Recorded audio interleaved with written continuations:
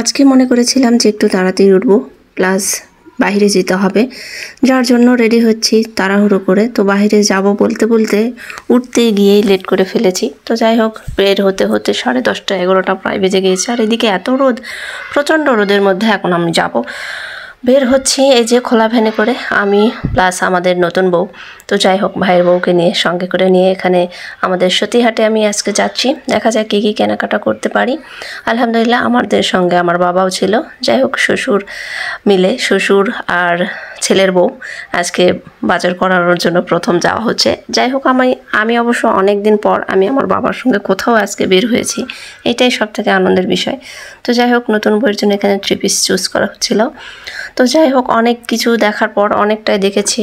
মূলত দোকানদারকে আমি ডিস্টার্ব করে ফেলেছিলাম, বিরক্তি এসেছিলো। তো যাই হোক, সেখান থেকে মোটামুটি 2টা 3 পিস নেওয়া হয়েছে। প্লাস এরপর আরও কী কী নিচ্ছি অবশ্যই আপনাদের সঙ্গে শেয়ার করব। এই ফাঁকে আমি একটু জাস্ট ভিডিও নিচ্ছিলাম।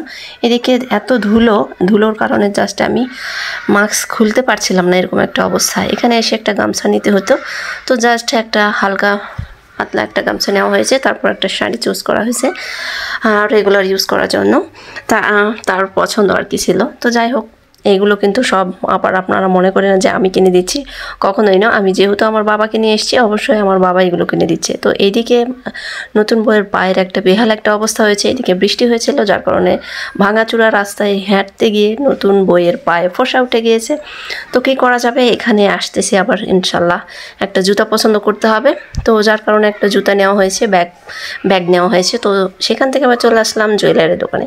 হ্যাঁ, কসমেটিক্সের কিছু জিনিস লাগতো, নতুন বউ বলে কথা। এরপর চলে আসলাম নতুন বউয়ের সংসার গোছানোর জন্য, বিশেষত ওর প্লাস্টিকের হাবিজাবি কিছু কিছু জিনিস কিনা লাগতো, সেখানে নিয়ে আসা হয়েছে। প্লাস এই যে রোদের মধ্যে বউ তো আমাদের প্রায় পুড়ে কালো হয়ে যাচ্ছে, এই বলে আমি আর আমার ভাইয়ের বউ আর কি হাসাহাসি করছিলাম। তো এই যে এই অবস্থায় আমরা কি পরিমাণ রোদ, প্রায় 1টা বেজে গিয়েছিল আমরা বাজার করতে করতে, এখানে দোকান ওখানে দোকানে খুঁজতে খুঁজতে অবশেষে বালিশ কাভার টাভার নিতে চলে আসলাম, বালিশের দোকানে আর কি।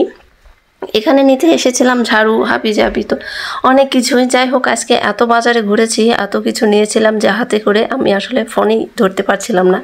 অবশেষে চলে আসলাম, কি খাওয়া যায় ভাবছিলাম, তারপর কি আর করা যাবে, এখানে খুব একটা ভালো খাওয়ার জিনিস নেই।